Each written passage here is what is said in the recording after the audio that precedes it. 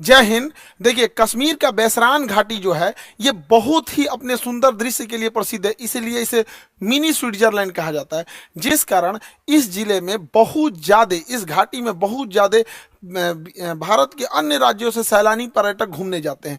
ये पहाड़ों से घिरा हुआ है, इन पहाड़ों के बीच में घाटियां हैं जो दूर में यहाँ पे पूरी तरह से बर्फ से ढकी पहाड़ियां हैं। ठंड का दिन आता है तो इस पे बर्फ की एक चादर पड़ जाती है जो बहुत ही मनोहर दृश्य दिखता है, और इसके सामने ऊंची ऊंची चोटियां हैं। गर्मी के दिन में जैसे अभी के वर्तमान समय में पूरा हरियाली छा जाता है, और ठंड के दिन में इसमें बर्फ जम जाता है। ऐसे ही बहुत सारे सैलानी यहाँ घूमने गए थे। हालांकि ये जगह बहुत ही प्रसिद्ध है। पहलगांव जो जगह है, पहलगांव में ये घाटी है। पहलगांव जो जगह है वहां से ये घाटी लगभग आधे से 1 घंटे के डिस्टेंस पे है। पहाड़ों पर आधा ज़्यादा दूरी नहीं होती है, लेकिन घुमावदार रास्ता का होने की वजह से दूरियां बढ़ जाती हैं।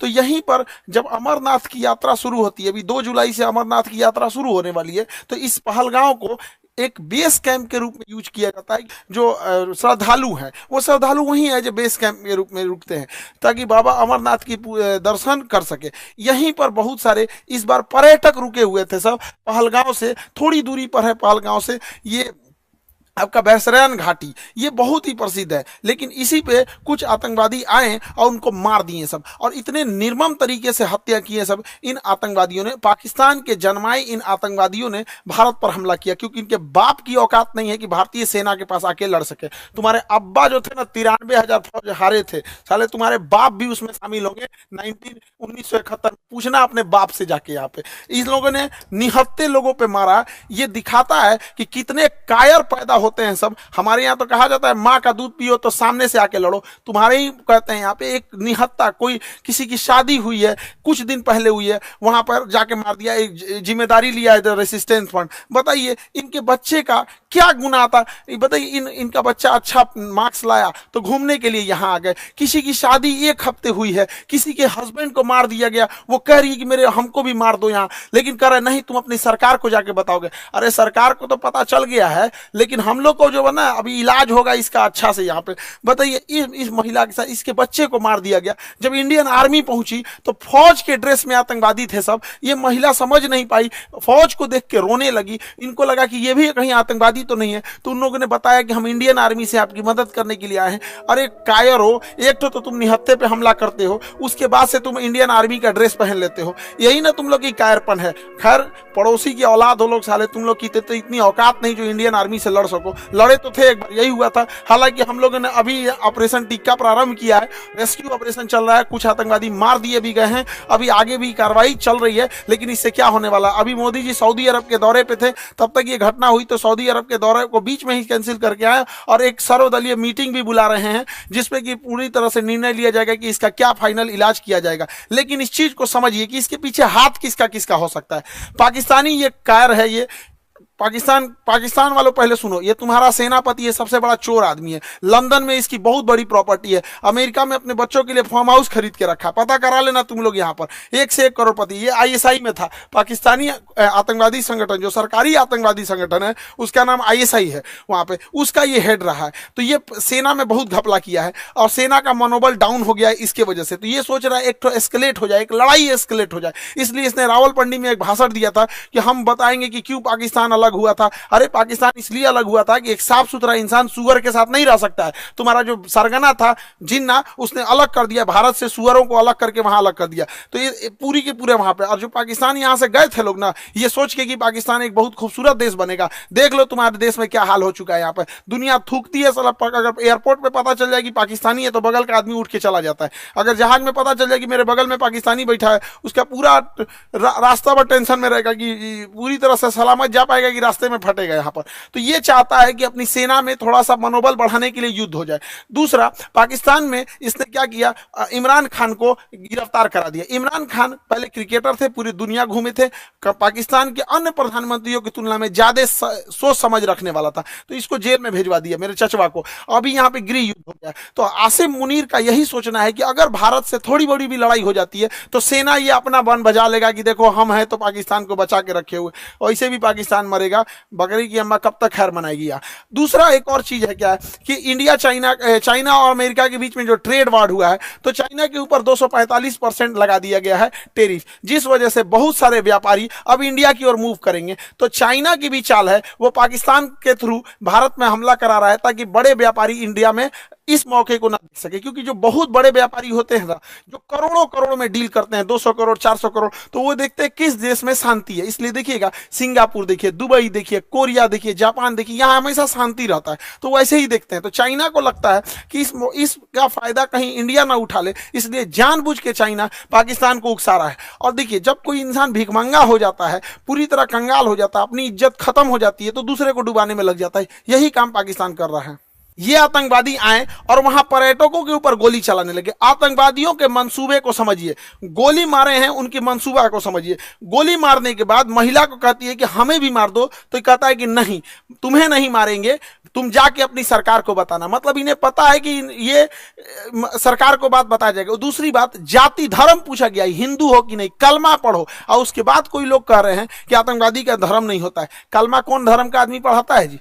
हाँ, इतनों में आंख नहीं खुल रहा है। यहाँ पे एकदम शर्म लिहाज घोल के पी गए हैं, किसी के सामने निहत्थे को मार दिए हैं। इससे कश्मीर में जो सबसे बड़ी समस्या आएगी, हम लोगों को जब धारा 370 हटा था तो 5 साल लग गए ये चीजों को नॉर्मल पटरी पे लाते हुए, उसको 5 मिनट में सब रौंद के चला गया। साहब कौन पर्यटक वहां जाएगा? पर्यटक जिनके पास ज्यादा पैसे होते हैं वही लोग। गरीब आदमी का मतलब पर्यटन मतलब कौन सी होता है? ननिहाल चल जाता है पर्यटन, मतलब हो गया नानी के घर घूम लिया, हो गया पर्यटन हो गया है। लेकिन ये लोग जो जा रहे थे भारत के अन्य हिस्सों से, अभी उन पे क्या बीतेगी? पूरा मनोबल तोड़ के रख दिया। ये सब अपने मंसूबे में कामयाब हो रहे हैं। इससे क्या होगा बताइए? पहलगांव में ना कोई फैक्ट्री है, ना कोई इंडस्ट्रीज है, कुछ है ही नहीं है, पर्यटन से ही इनकम होता है। तो इन लोग की इनकम डूबेगी, जब इनकम डूबेगी गरीबी आएगी, अनएम्प्लॉयमेंट बढ़ेगा। और यही पाकिस्तान चाहता है कि कश्मीर में भयानक गरीबी आए, क्योंकि जब गरीबी आ जाती है, इंसान के पास एकदम गरीबी आ जाएगी, तो फिर इंसान देखता है कि हमारा पेट कैसे भरेगा। अब यही पाकिस्तानी उन्हें हथियार थमाते हैं सब। तो एक और वो दिखाते हैं सब, देखो कश्मीरी तुम्हारे साथ है। आज कश्मीर वाले देखो तुम्हारे साथ कौन खड़ा है, अपने आप से पूछ के देखो ना कश्मीर वालों, कि अगर पाकिस्तान हमारे कश्मीर के पीछे नहीं पड़ा रहता, तो आज जिस तरह गोवा डेवलप है, आज जिस तरह सिंगापुर डेवलप है, ठीक उसी तरह से जम्मू कश्मीर भी डेवलप रहता। तो जम्मू कश्मीर के लोगों तुम्हारे लिए सबसे ज्यादा खतरनाक है तो ये पाकिस्तानी है। और बिना लोकल के सपोर्ट के, बिना लोकल के चढ़ावे पे इतना बड़ा तो कोई हमला नहीं कर सकता है। तो खुफिया एजेंसी को भी इन लोकलों को भी खोजना पड़ेगा, वहां पे कौन कौन साथ दिया, क्योंकि वहीं कोई ना कोई होगा जो इतने बड़े घटना को, साजिश को, उन आतंकवादियों को ये रास्ता दिखाया होगा। वहां के लोकल लोगों की तो नौकरी चली गई, सब कुछ गया। अरे तुम्हारी नौकरी गई, इधर लोगों की जान चल गई। नौकरी बड़ा होता है कि जान बड़ा होता है जी? किसी भी इंसान का, परिवार का कोई सदस्य चला गया, लेकिन ओवरऑल एक देश की क्षति हो रही है। ये पूरी दुनिया इस पे क्या करेगी?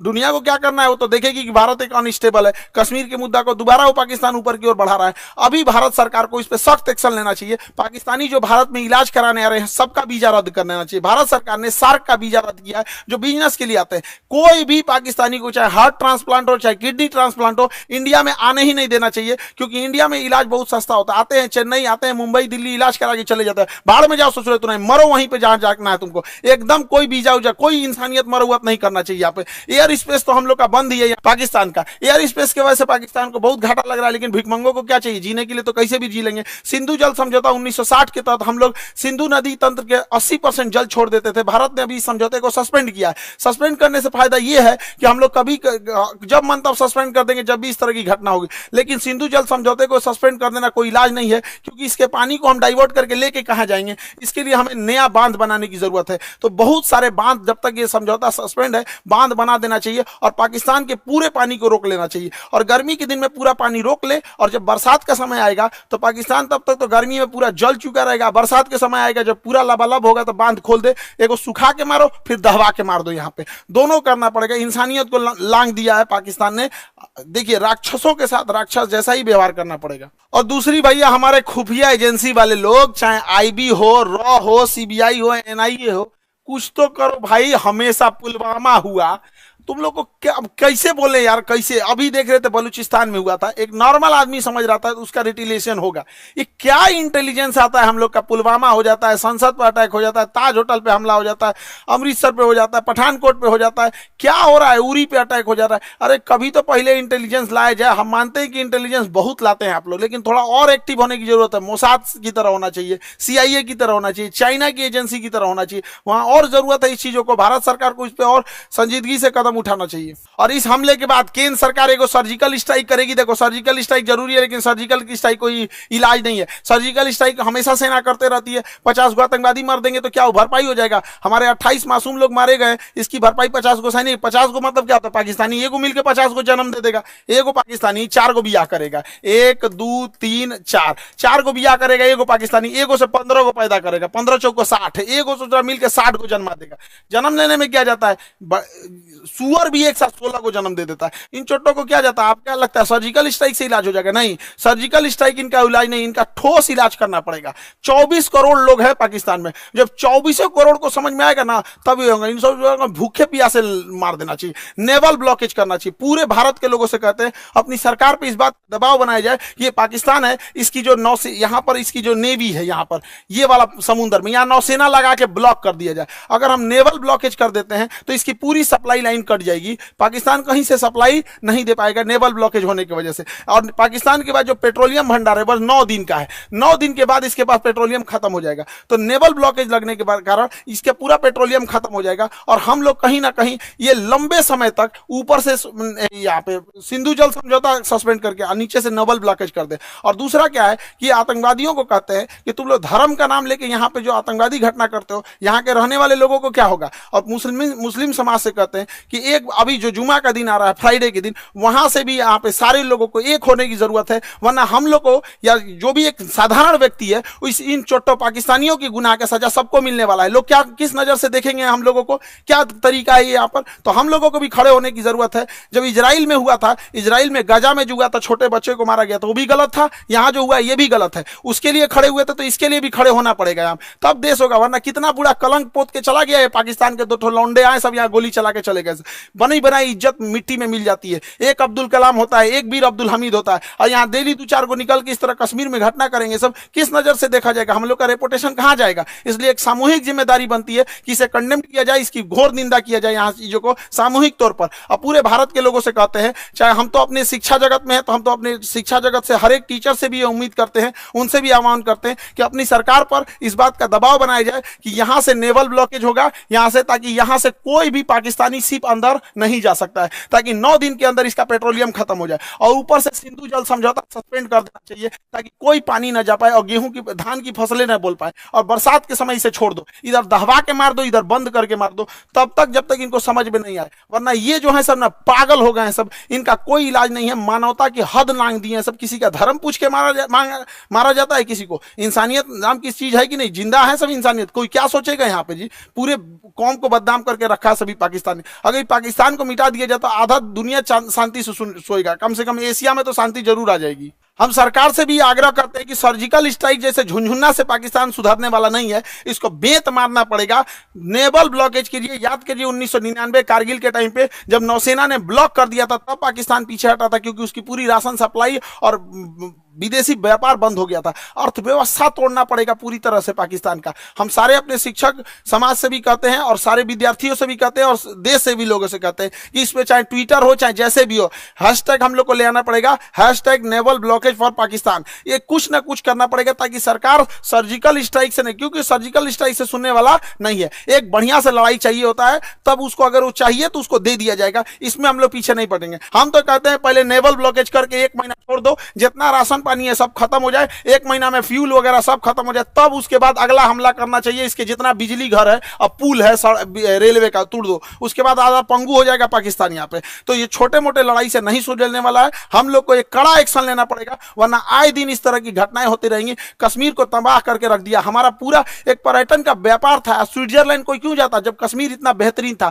खुद कश्मीर के लोग सोच के देखो, तुम्हारा सच्चा दुश्मन कौन है? कश्मीरियों को बदनाम करने वाला कौन है? यही पाकिस्तानी। तुमसे तुम्हारा रोजगार छीनने वाला कौन है? यही पाकिस्तानी। अरे घर बैठे पर्यटक जहां होते हैं वहां पे लोगों की इनकम होती है। गोवा में जाके देखो, वहां के लोगों को घर बैठे इनकम हो जाती है। कोई स्कूटी रेंट पे लगाया, कोई होटल रेंट। ऐसे आतंकवादी घटना होगी तो क्या होगा? कश्मीर के लोगों से भी कहते हैं कि सामूहिक रूप से बाहर निकलिए और ये वहां पे विरोध दिखाइए, ताकि वो विरोध इस्लामाबाद, लाहौर, कराची तक दिखना चाहिए कि कश्मीरी भी इसके विरोध कर रहे हैं। अन्यथा इसका भुक्तभोगी सबसे बड़ा कोई होगा तो आप होंगे लोग। यहां पर कोई कौन भुगतेगा? जो लोकल लोग भुगतते हैं वहां पे अगर कोई घटना होती है तो। अब मारने की रही बात, हम लोग तो चुन चुन के मारेंगे लोग, चाहे किसी भी बिल में घुसे रहे लोग। 1971 मत भूलो पाकिस्तान, तुम्हारा एक टुकड़ा करके बांग्लादेश किए थे, अब अगला नंबर बलूचिस्तान का है। और सरकार से भी कहते हैं, जिस तरह मुक्ति वाहिनी का खुला समर्थन करके बांग्लादेश बनाया गया था, उसी तरह बलूचिस्तान लिबरेशन आर्मी वाले को, बीएलए वाले भाइयों को, पूरे बलूचिस्तान वाले लोग को कहते हैं पाकिस्तान से अलग हो जाओ, हम तो आपके साथ हैं। जैसे मुक्ति वाहिनी के समय 1971 में साथ दिए थे,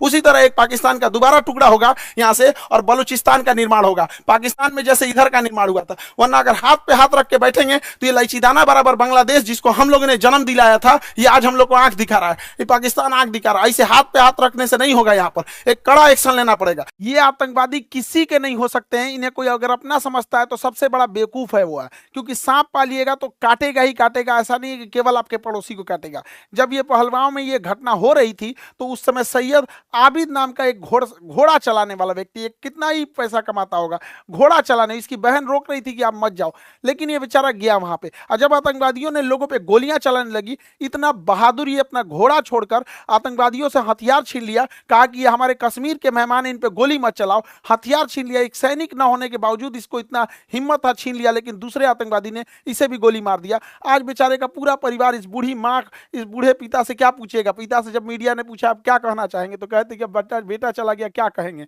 बेगुनाह था, बेगुनाह मारा गया। यहाँ पे सरकार से भी कहते हैं कि जितने लोग की इसमें शहीद हुए हैं, उन लोगों को भी आर्थिक मदद और कुछ ना कुछ इनके अस्थायी जीवन के लिए कुछ किया जाए, ताकि उन्हें एक श्रद्धांजलि दी जा सके। यहाँ पर मुसीबत की घड़ी में हम सब देशवासी एक दूसरे के साथ हैं। उम्मीद करते हैं हम सब एक साथ मिलकर अपनी सरकार का साथ देंगे। सारी राजनीति खत्म, यहाँ पे सब एक होने चाहिए और इसका मुंह तोड़ जवाब देना चाहिए। और हम किस मुंह से कहें, किस भाव से कहें, जिनके यहाँ से किसी का भाई उजड़ गया, किसी के मांग का सिंदूर उजड़ गया, कोई बहन ने अपना भाई खोया, कोई महिला ने अपने पति को खोया, कोई बेटे ने अपने बाप को खोया। किस मुंह से कहें हम लोग, क्या दें उनको सच्ची श्रद्धांजलि दे? इस श्रद्धांजलि से क्या हम उनके परिवार का दुख लौटा सकते हैं? कभी नहीं लौटा सकते। तो कभी ना कभी तो इसे रोकना पड़ेगा ना। नासूर को छोड़ते जाएंगे तो और बड़ा जख्म होते जाएगा। इसलिए इसका इलाज बहुत जरूरी है। लेकिन जिन भाइयों ने अपनी जान गंवाई है, जिन लोगों के परिवार के अपने बिछड़ के गए हैं, दुख की घड़ी में पूरे देश उनके साथ है, लेकिन उनको सच्ची श्रद्धांजलि तभी मिलेगी जब इनका जवाब उनको मिलेगा। जब उन लोगों को जब उनके घर में भी ऐसे उजड़ेंगे, उनके घर से भी ऐसे